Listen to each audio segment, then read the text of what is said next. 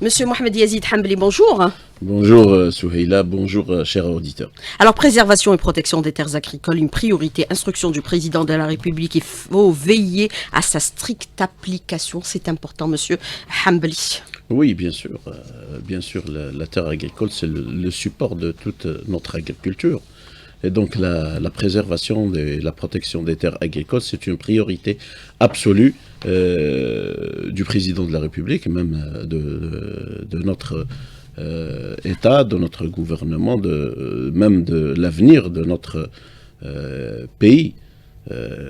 Tant que pays agricole, pays agropastoral, donc l'Algérie doit préserver ses terres agricoles qui sont des terres d'une qualité, d'une très très bonne qualité, très vulnérables, à préserver et à mettre en œuvre des méthodes de préservation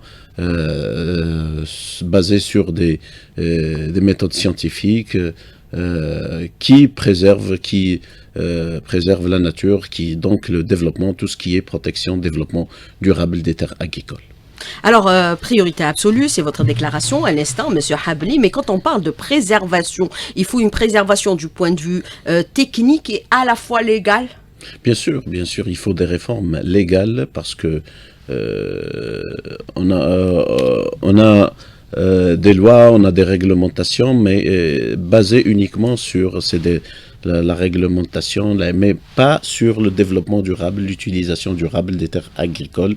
Et ça engendre des réformes en termes de législation, de nouvelles lois. Et je pense que le problème de la durabilité, actuellement, c'est le problème de la taille des exploitations agricoles. On n'arrive pas à mettre en œuvre une stratégie durable qui préserve la nature, préserve les ressources. Et comme vous savez, le sol, c'est l'une des ressources les plus vulnérables.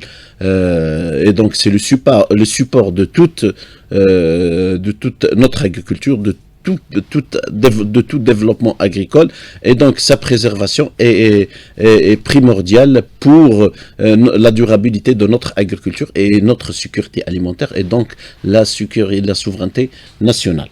Alors, l'utilisation durable, qu'est-ce que vous entendez exactement par ces propos, monsieur Hambli? Est-ce qu'il faudrait déterminer aussi les terres arables, c'est-à-dire à fort rendement agricole, de telle sorte à les rendre, les protéger de par la loi? Non, la plupart des terres, c'est des terres arables. Donc il y a plusieurs types de terres. Il y a les terres du Nord, il y a les terres... Les 8 millions d'hectares dont dispose l'Algérie. Et demi d'hectares. Et aussi, il y a plus de 4 millions de massifs forestiers.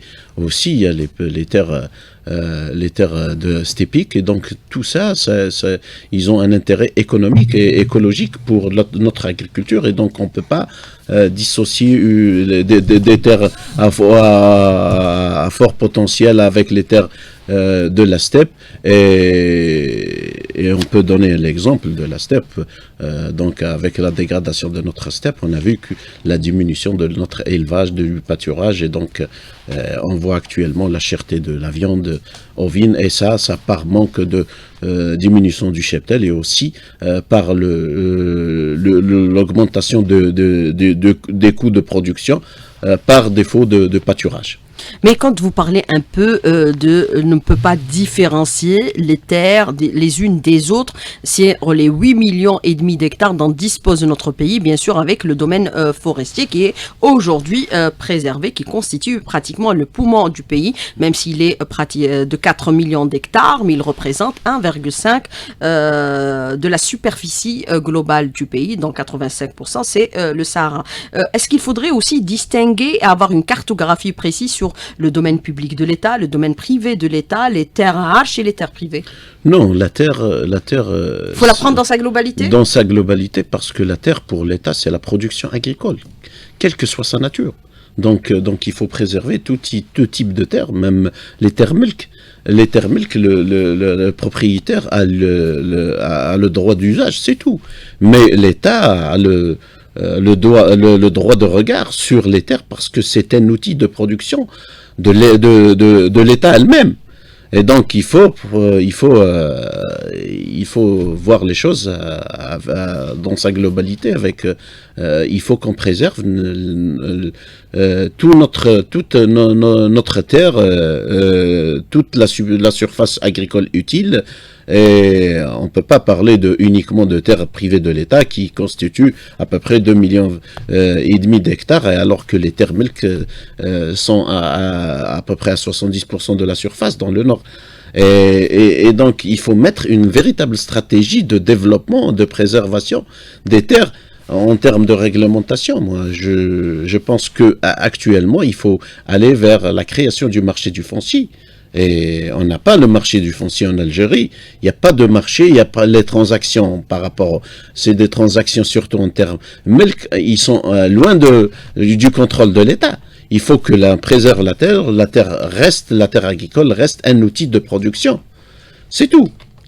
Mais, et donc la gestion les mouvements de vente doit être contrôlée par l'État, même dans les terres milk. Et donc on a vu des expériences d'autres pays, comme par exemple les Pays-Bas. Ils ont dépensé des milliards et des milliards pour gagner de la terre agricole sur la mer.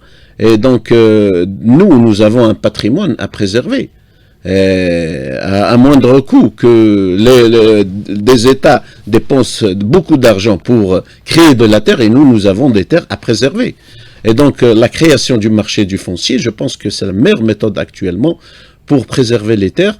Donc, il faut ajouter d'autres réglementations. Et je pense que l'État doit intervenir même dans les terres milk, dans la gestion des terres milk, donc les transactions, tout ce qui est transactions, et la réglementation, c'est pour aller vers une gestion durable, il faut commencer par la réglementation. Parce que notre grand problème pour la gestion durable, c'est le problème du morcellement. Donc, la taille des exploitations actuellement, plus de 80% de nos exploitations sont en dessous de 8 hectares. Et donc, on ne peut pas parler de stratégie de développement, on ne peut pas parler de préservation, parce que la taille, elle est très importante. Pour appliquer une agriculture durable et revenir sur une agriculture ancestrale, bien sûr avec des outils modernes, revenir sur une agriculture qui préserve les ressources, préserve de l'eau, préserve le sol, des aléas climatiques, des agresseurs naturels et humains. Les pratiques agricoles, les façons de labourer, on laboure au sens de la pente, aussi l'érosion hydrique, l'érosion éolienne, tout ça, ça nécessite l'augmentation de la taille des exploitations. Alors justement, quand vous parlez de la création du marché du foncier, ça donnera de la visibilité sur les mouvements de transactions qui pourraient être opérés sur les terres agricoles. L'État doit avoir un droit de regard sur, bien sûr, les transactions, même si elles relèvent du domaine privé, monsieur Bien sûr, c'est pour préserver la nature de la terre en tant que terre agricole, pour ne pas dévier les terres vers d'autres spéculations comme le bâtiment, comme il faut que la terre reste pour l'agriculture. Mais cela ne va pas empiéter sur le principe du droit à la propriété, monsieur Hamdaoui? Non, le droit de la propriété. Il est constitutionnellement reconnu. Bien sûr, mais même la protection de la terre agricole, elle est dans la Constitution. La protection, donc c'est une terre agricole, la propriété pour l'usage agricole, pas pour d'autres usages. Et donc c'est un patrimoine, c'est la propriété de toute la nation, des générations à venir à protéger. L'État doit être présent même dans les terres milk, et je pense que et les terrages, bien sûr. Même pour les parcours, il faut revenir sur la restauration des parcours, la gestion des parcours stépiques, parce que c'est un écosystème très très fragile à préserver et mettre une véritable stratégie.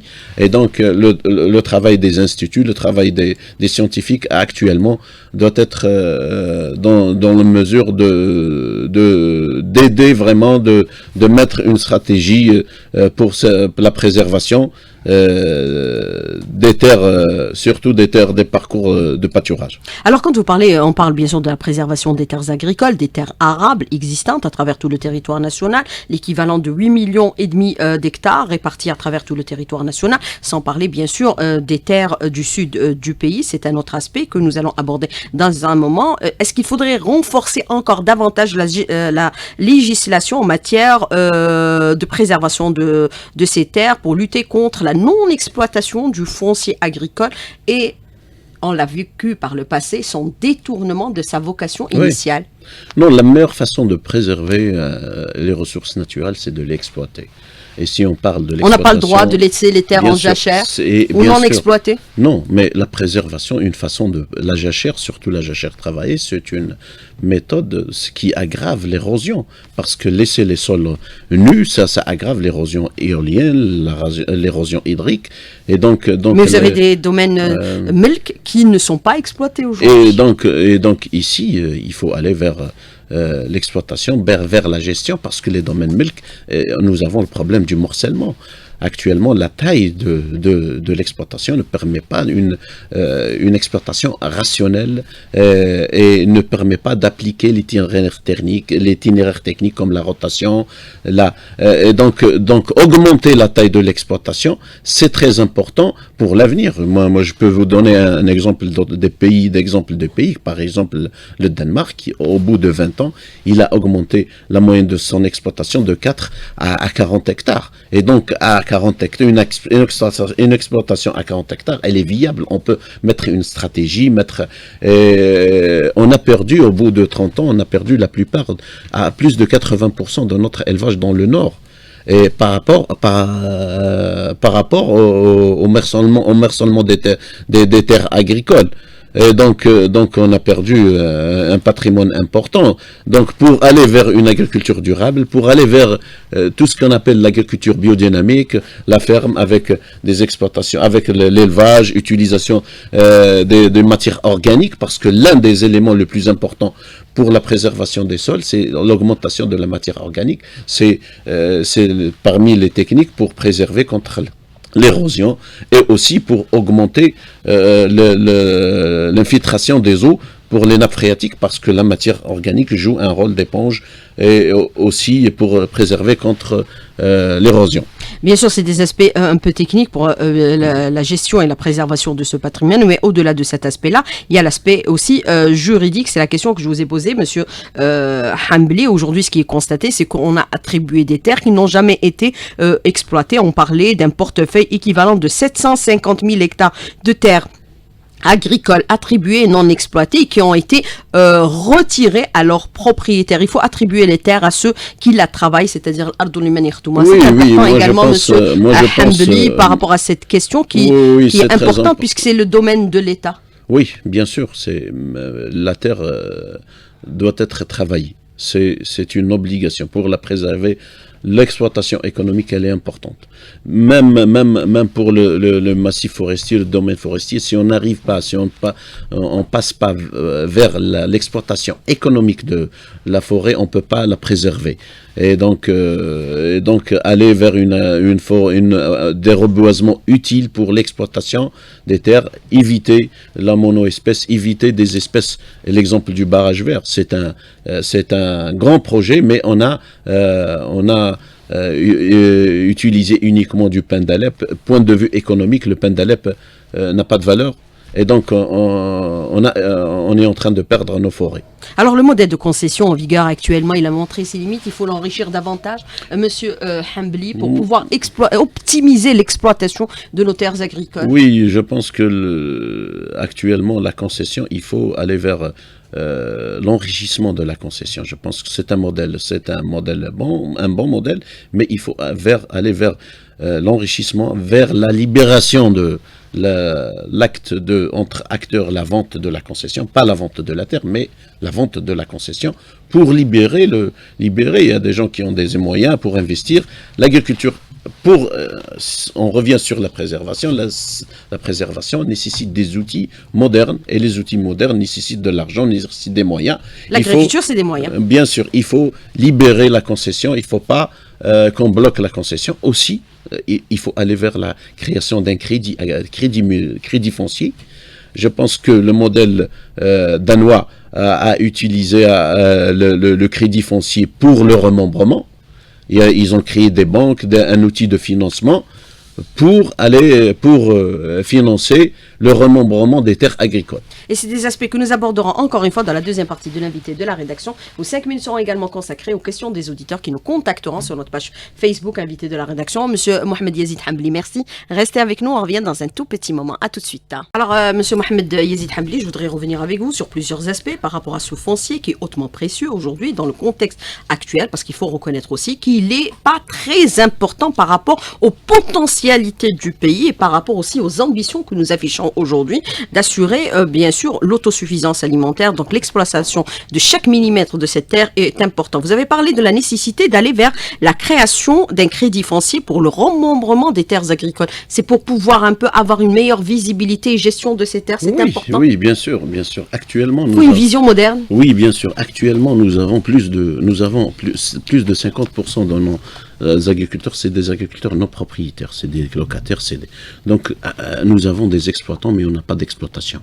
On ne peut pas avoir une vision, des statistiques, une véritable stratégie sans l'exploitation. Il faut qu'on crée des exploitations, il faut aller vers une agriculture biodynamique, où on trouve dans la ferme des cultures, de l'arboriculture, on trouve des céréales, on trouve de l'élevage. C'est très important pour la sécurisation, la pérennité de l'exploitation agricole. Et donc, dans tout ça, il faut revenir sur le remembrement. Pour le remembrement, prenons par exemple l'exemple danois. Au bout de 20 ans, ils sont passés de 4 hectares à 40 hectares de moyenne par exploitation. Et ça, par des mesures, ils ont mis en œuvre un système de financement, des crédits pour le remembrement. Bien sûr, avec une gestion rigoureuse, le remembrement, sur des crédits à long terme de 30 ans, sans intérêt. Ils sont arrivés actuellement à une taille d'exploitation à 40 hectares par exploitation. Et donc, on va sécuriser. Si on augmente la taille de nos exploitations, on va sécuriser notre agriculture. On va mettre une véritable stratégie d'avenir et durable dans notre agriculture. Et on va avoir une visibilité et des statistiques fiables. Actuellement, on ne peut pas avoir des statistiques parce que nous avons des exploitants, mais pas d'exploitation agricole. Les statistiques, c'est important pour avoir de la visibilité, c'est très important. Parce que nous avons vu que le président insiste beaucoup sur la véracité des chiffres. Et on a vu dans le domaine agricole, certains chiffres ne reflétaient pas la réalité, comme par exemple le nombre du cheptel. On parlait de 32 millions de têtes, il s'avère que nous n'avons que 19 millions. Et les terres céréalières, on parlait de pratiquement de 3 millions d'hectares. On n'a exploité que l'équivalent de 1,8 million d'hectares. Oui, parce que... Lui-même, il a indiqué. Oui, c'est vrai. Non, même si l'agriculture, il faut le dire aussi, a réalisé des performances. Bien sûr, le président de la République a une vision très moderne de l'agriculture. Je pense que... à tout point de vue. Bien sûr, il est au courant de ce qui se passe à l'extérieur, aux pays développés. Et donc, par rapport à un il veut inscrire l'Algérie dans l'émergence. Bien sûr. Et ça, c'est très important. C'est pour nous, en tant qu'agriculteurs, en tant que professionnels, d'avoir le président de la République à côté des agriculteurs, c'est très important pour l'avenir. Mais il faut mettre les outils. Moi, je pense que nous, en tant que professionnels, il faut mettre en œuvre, parce que c'est inconcevable de voir des crédits. On donne aux citoyens des crédits pour acheter des maisons et pour construire des maisons, et on peut pas, il n'y a pas de crédit pour le remembrement des terres agricoles. Mais ils ont des crédits, les agriculteurs aussi. Non. Quel crédit? Vous avez le crédit RFIG ou d'accompagnement, vous avez d'autres crédits également. Il faut même s'il y a des crédits. On peut donner des crédits à tout le monde. Non, on peut donner des crédits à tout le monde, mais l'exploitation fait défaut. Parce que la plupart des agriculteurs n'ont pas de titre de propriété, c'est des exploitants. Donc on peut pas, ils peuvent pas accéder au crédit bancaire. C'est ça le problème actuellement. C'est pour cela qu'on a dit qu'il faut créer des exploitations agricoles. Et je pense que le remembrement, c'est un outil très important, même entre concessionnaires, pour les terres privées de l'État. Les gens peuvent augmenter la taille de leur exploitation par la libération les transactions entre concessionnaires. Et c'est très important l'augmentation. Si on veut mettre une politique, une véritable politique de l'État, une stratégie pour l'avenir, il faut bien gérer le foncier agricole, il faut augmenter la taille des exploitations agricoles. Et cela mettra fin bien sûr au litige pour la concession et la succession également. Oui. Il faut avoir aussi une cartographie visible et lisible par rapport à ces gestions de ces concessions ou de ces terres agricoles à travers tout le territoire national. Les Wallis sont contraints aujourd'hui de réactualiser leur cartographie locale.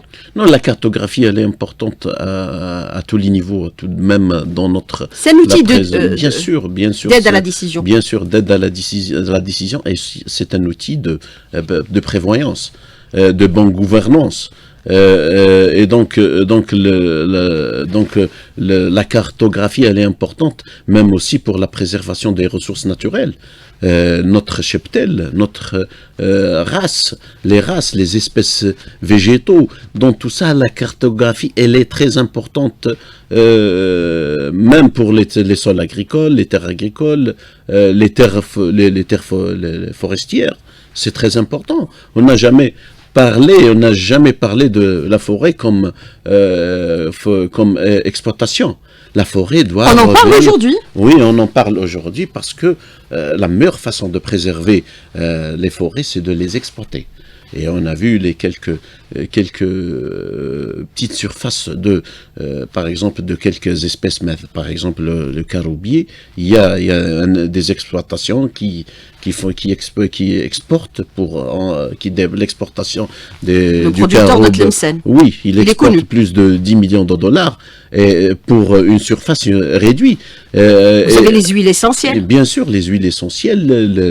L'huile d'arganier, par exemple, du côté de Tindouf, qui pourrait nous rapporter. Même pour le pâturage, les espèces locales. Nous avons dans l'Est algérien, même dans la forêt, la fameuse vache de la Guelmoise, de Tarf, qui pâture dans les forêts. Et on peut utiliser la forêt comme élément économique et ça peut rentrer dans la stratégie nationale globale de l'économie nationale.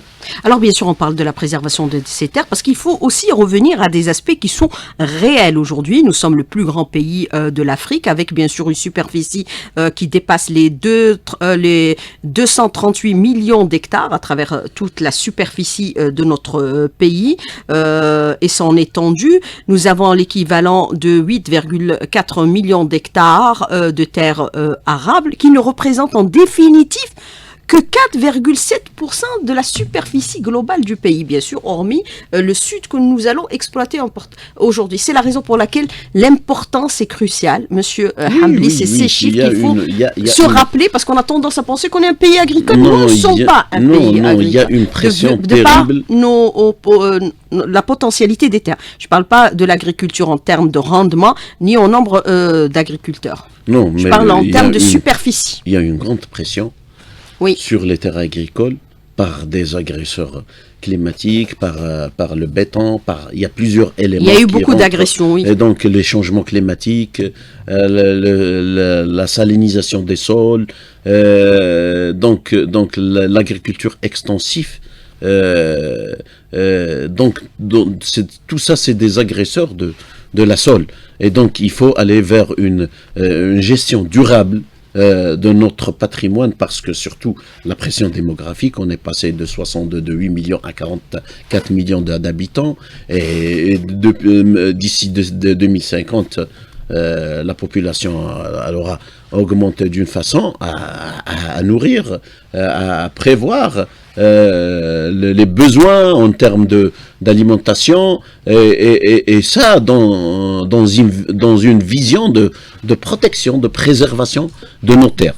Alors quand je parle de la cartographie, de l'identification un peu des propriétés pour avoir de la visibilité, qui pourrait être aussi un outil d'aide à la décision, parce que vous avez aujourd'hui des origines de terre qui sont très nombreuses. Vous avez du melk personnel titré, c'est-à-dire avec des titres de propriété, mais vous avez des melk personnels non titrés, c'est-à-dire des gens qui exploitent des terres, mais qui n'ont pas le titre de propriété et qui n'ont jamais eu ce titre de propriété. Et vous avez les melk qui sont dans l'indivision et qui sont à l'origine aujourd'hui de beaucoup de litiges entre les héritiers et les descendants. Vous avez les melk en indivision non titrée, aussi avec non-titre de propriété entre les différents héritiers aujourd'hui. Et vous avez le domaine privé de l'État, le domaine public, vous avez les waqf également. Monsieur Hambli, et ça c'est important, les terres waqf privées et les terres waqf publiques. Il faut définir tout ça, monsieur Hambli, il faut avoir de la visibilité, sans parler bien sûr des terres arches.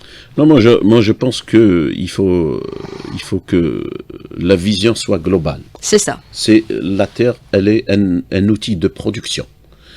N'importe quelle terre. Ne pas la prendre comme privée ou publique non, ou comme waqf ou n'importe comme. quelle terre on doit la préserver. Et donc ici, la préservation de terre, qu'elle soit milk ou arsh ou waqf, c'est une terre, c'est un patrimoine de la nation. Que ce soit milk ou c'est un patrimoine des générations. Mais des fois, des waqf ne sont pas exploités. Non, il faut l'exploiter parce que ici, il faut mettre des règles pour l'exploitation. Donc la législation en termes d'exploitation, l'obligation, il faut enrichir parce qu'il y a un problème dans la réglementation pour l'exploitation, même des terres milk. Même s'il y a des lois, il faut les appliquer, ils ne sont pas applicables. Et donc je pense que la création du marché du foncier, c'est un outil important pour remédier des problèmes de l'exploitation des terres agricoles. Je pense que l'exploitation, la valeur économique va permettre aux gens d'exploiter, de travailler les terres, parce qu'actuellement, l'agriculture dans le Nord, elle n'est plus attractive, parce que la taille de l'exploitation ne permet pas une bonne rémunération pour l'exploitant. Et donc, on voit actuellement que plus de 50% de nos agriculteurs, c'est des exploitants qui n'ont pas de titre, n'ont pas de terres agricoles, et ça pose problème, même dans les statistiques, même dans la vision, même si on veut mettre des programmes de vulgarisation, de formation, et tout ça c'est un grand problème pour notre agriculture, pour l'avenir de notre agriculture. Mais comment accéder à la propriété ? Qu'est-ce qu'il faut ? Il faut créer. Puisqu'on a parlé des outils aussi juridiques. Il faut créer le marché du foncier. Il n'y a pas de marché. Il y a des restrictions pour la concession. Vous avez l'ONTA ? Non, mais c'est pas permis de vendre à la concession. Il faut libérer. On va vendre à la concession. On va pas vendre à la terre. La terre reste propriété de l'État. Même pour les terres privées, même pour la vente, l'État peut intervenir, a le droit de regard pour la vente. Et donc il faut revenir sur une gestion rigoureuse avec une libération du marché, créer le marché. On n'a pas le marché du foncier actuellement. Mais est-ce que ça ne pourrait pas aussi, puisqu'on a connu un précédent, il faut le dire les choses comme elles sont, Monsieur Hambli, provoquer aussi des détournements des terres agricoles ? Non, il faut que l'État mette des... On l'a vécu. Un passé récent, Monsieur Hambli. Et oui. Ça a été le cas. Oui. Et beaucoup de terres qui ont été attribuées à certains hommes qui sont aujourd'hui en poursuite judiciaire ont été récupérées par l'État. Et c'est peut-être ce modèle de concession qui a permis la récupération de ces terres. Si maintenant on crée ce marché foncier, est-ce qu'on va pas... On va pas changer le modèle de concession. On va pas changer, mais créer, laisser les gens libres. Vendre à la concession ? De vendre à la concession. Mais est-ce que ça ne deviendrait pas du business ? Non, c'est pas du business. Les gens qui vont mettre de l'argent, ils vont investir. C'est pas les gens qui vont acheter, ils vont investir. Et donc je pense que la concession doit être libérée. Et même pour les terres privées, il faut créer le marché du foncier pour le remembrement. Parce que les agriculteurs n'ont pas les moyens. On permet d'acheter d'avoir des crédits pour le bâtiment, et on ne permet pas pour l'agriculture, pour avoir des terres agricoles. Quelqu'un qui octroie un crédit pour une terre agricole, pour acheter une terre agricole, il va payer son crédit 2 fois. Il va payer son crédit pour rembourser le crédit, et il va payer le crédit par rapport à l'augmentation des productions agricoles et donc la diminution des importations. Et donc ici, on va payer le crédit va être payé 2 fois. Et donc, c'est une expérience expérience vécue par d'autres pays. Ça Qui a donné des résultats. Donné des résultats. Il faut, pour avoir une véritable stratégie de développement économique, il faut mettre le paquet. Alors oui, mais il faut aussi mettre les garde-fous pour Bien éviter sûr. bien sûr des détournements. Bien sûr. On n'est pas Non, à l'abri. mais Alors la terre, c'est un patrimoine à préserver. c'est un principe qui concerne bien Oui. les nationaux et les étrangers, puisque maintenant, dans bien sûr l'investissement est ouvert même au domaine agricole. Monsieur Hambli, c'est important. Oui, bien sûr. Ne pas faire la distinction. Non, bien sûr. Puisqu'ils exploitent la terre. Bien sûr. Et même s'ils partent à l'étranger, la terre reste. Non, mais il faut. Le même principe il faut que pour les hôtels. Non, le principe de la concession, c'est un très bon principe pour préserver la terre. Pour que la terre Il reste l'exploite, propriété mais de la l'État. terre reste. L'exploitation, mais il faut s'ouvrir vers On en a besoin. Bien sûr, De leur expertise. l'ouverture, l'expertise, la science, la technologie, le transfert de technologie, tout ça, on a besoin. Actuellement, la préservation des terres agricoles, la gestion durable de l'agriculture nécessite de la technologie, nécessite de la recherche. Les mentalités doivent changer Bien parce sûr. qu'il y a un problème de mentalité également. Quand vous approchez certains agriculteurs, ils vous disent non, c'est les Algériens qui doivent travailler la terre et non pas les étrangers. On ne ramène pas les étrangers. Non, On ne veut pas les étrangers. L'État a besoin de produire. Et elle a besoin de nourrir la population. Et donc, Et d'avoir des perspectives bien sûr. pour l'avenir. Donc l'État doit mettre des lois, des garde-fous pour préserver la terre qui reste propriété de l'État. Mais l'exploitation, il faut libérer l'exploitation, bien sûr, avec un programme, avec un calendrier, bien, selon les besoins des cultures stratégiques, des productions stratégiques de l'État. Alors nous avons l'audace aujourd'hui pour la gestion bien sûr du foncier au niveau du sud du pays. Il faudrait être un peu plus flexible par rapport à ces questions que nous posons ce matin, Monsieur L'audace, Hambli, puisque au sud il y a de l'espace. Mais il y a des terres. le Sud actuellement, il y a même des étrangers qui font qui sont partenaires avec des Algériens qui font il y a des modèles bien réussis dans le Sud algérien et je pense qu'il faut multiplier ces modèles-là. Mais tout autant de préserver même les terres du Sahara, nous avons des ressources, Cédric, nous avons des terres à préserver aussi. C'est un patrimoine, c'est des ressources non renouvelables. L'eau, il faut le préserver. Donc il nous faut une agriculture raisonnable, bien gérée scientifiquement, et aussi produire ce qu'on a besoin uniquement. Il ne faut pas aller vers le gaspillage. Parce que c'est des ressources non renouvelables. L'eau, c'est une denrée rare actuellement à préserver. Pour produire des... Mais le modèle de gestion de ce foncier doit être différent de celui du Nord, Monsieur Hambli. Moi, je pense que Parce que le Sud en a la superficie. Non, mais la gestion du Sud, ça pose pas de problème. Parce que la complexité du Nord, des terres melk, des terres arches, des terres privées de l'État, laisse le problème dans le Nord plus important, plus compliqué. Mais pour le Sud, les terres, c'est des terres privées de l'État. Donc la concession, ça pose pas de problème.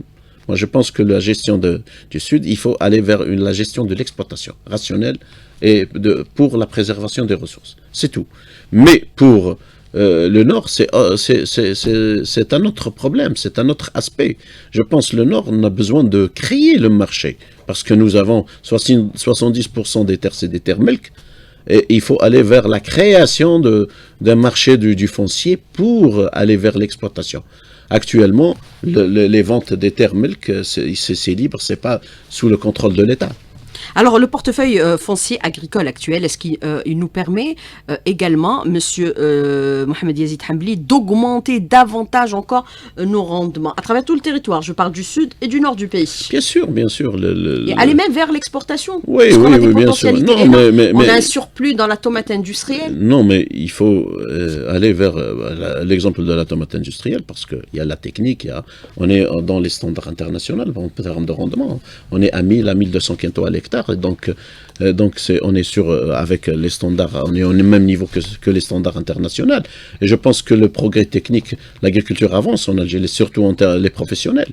les professionnels, ils font beaucoup de travail. Et même pour l'élevage non, l'élevage, c'est un peu compliqué. Dans certains endroits. Sogaras, c'est un bassin laitier, on est en surproduction, mais on ne trouve pas de preneurs. Mais on est en train de perdre ce bassin laitier. Je pense que... Oui, mais on ne trouve pas de preneurs, parce qu'on ne trouve pas de preneurs. L'industrie de transformation n'a pas suivi. Bien sûr. Ils se contentent de la poudre au lieu d'aller vers le lait cru. Moi, je pense que le plus grand problème de la gestion des productions agricoles, c'est l'exploitation agricole, la taille des exploitations agricoles. Il faut arrêter avec les 5 hectares. Bien sûr, il faut augmenter. Même pour les jeunes, il faut donner plus. Non, bien sûr, c'est pas rentable. Oui. C'est pas rentable, c'est pas viable. Et donc, il faut aller vers l'augmentation des tailles des exploitations pour attirer aussi l'industrie. Parce que l'industrie, elle a besoin de contrats. Elle a besoin d'une agriculture contractuelle. Et actuellement, on peut pas, l'industrie ne peut pas travailler avec des agriculteurs, des exploitants sans exploitation. Les agriculteurs, ils adhèrent à cette politique aujourd'hui? Bien sûr. Vous êtes le représentant au niveau des champs de l'agriculture. Vous discutez de ces questions? Bien sûr, c'est le problème de tous les agriculteurs. Même en termes de familiales, nous avons des exploitations familiales et les gens ne peuvent plus parce qu'il y a des gens qui travaillent, on trouve dans la même famille un seul qui exploite, mais il n'arrive pas à remembrer les terres agricoles parce qu'il n'a pas les moyens, parce que les agriculteurs n'ont pas les moyens financiers pour acheter avec des sommes importantes parmi les héritiers ces terres agricoles. Donc le crédit, il est devenu, comme le président il a créé la banque de l'habitat, il faut aller vers le crédit foncier ou trouver une banque ou même créer par rapport aux banques existantes un nouveau produit le crédit foncier par exemple. Même l'État pourrait racheter ces terres, bien sûr, et les réattribuer sous la forme de la concession. Bien sûr. Et ça, on va régler le problème du foncier. Même principe pour les terres arches? Bien sûr. Non, les terres arches, c'est des propriétés de l'État. Il faut aller vers la concession. Il faut les régler vers la concession, parce que c'est des terres de l'État aussi. Et donc, on parle des terres melk, parce que c'est très important, c'est des terres de haut potentiel, et on n'arrive pas à mettre une stratégie. Actuellement, on a perdu plus de 80% des élevages dans les terres du Nord, parce que la petite surface ne permet plus ça. Il y avait, si on revient à 30 ans en arrière, on trouvait des brebis et des vaches dans chaque exploitation agricole. Actuellement, on ne trouve plus. Parce qu'il y a de l'atomisation. La wilaya de Djelfa était une wilaya d'élevage par excellence, et elle est en train de regresser sur le plan du nombre. Parce qu'il y a le problème. Le Djelfa, c'est un autre problème, c'est la dégradation de la steppe. Oui, d'où la gestion de la steppe. Oui. Et je pense que pour la steppe, pour préserver la steppe... C'est la zone de pâturage. Pour préserver la zone de pâturage, il faut aller vers la sédentarisation des agriculteurs, par l'attribution des terres et l'exploitation avec de l'irrigation. Et ça, c'est pour préserver les terres pour qu'on puisse mettre une stratégie de préservation, de mise en valeur de la steppe. Il faut actuellement, pour le moment, sédentariser les agriculteurs pour baisser la pression sur le pâturage extensif. C'est la seule solution actuellement pour préserver la steppe et aller vers des études scientifiques. Il faut revenir sur le travail de l'HCDS, les plantations forestières, les plantations pastorales, tout ça, on a arrêté tout ça depuis longtemps. Il faut revenir sur ça. Et je pense que la sédentarisation des éleveurs et mettre le paquet, le financement dans l'exploitation pour l'élevage va nous permettre d'aller vers la préservation de la steppe, qui est un écosystème très fragile. Et naturel. Il faut mettre les moyens justement pour la préservation de la steppe, pour augmenter nos rendements en viande, au lieu d'aller vers l'importation de la viande, comme il a dit le président, et je reprends son expression, il est honteux d'importer de la viande, et je le considère comme tel également. Un pays grand comme l'Algérie importe de la viande, c'est honteux. Monsieur Mohamed Yazid Hambli, merci d'avoir répondu à nos questions et d'avoir été en direct avec nous ce matin dans le studio. Merci beaucoup, bonne journée, à bientôt et à demain. Merci.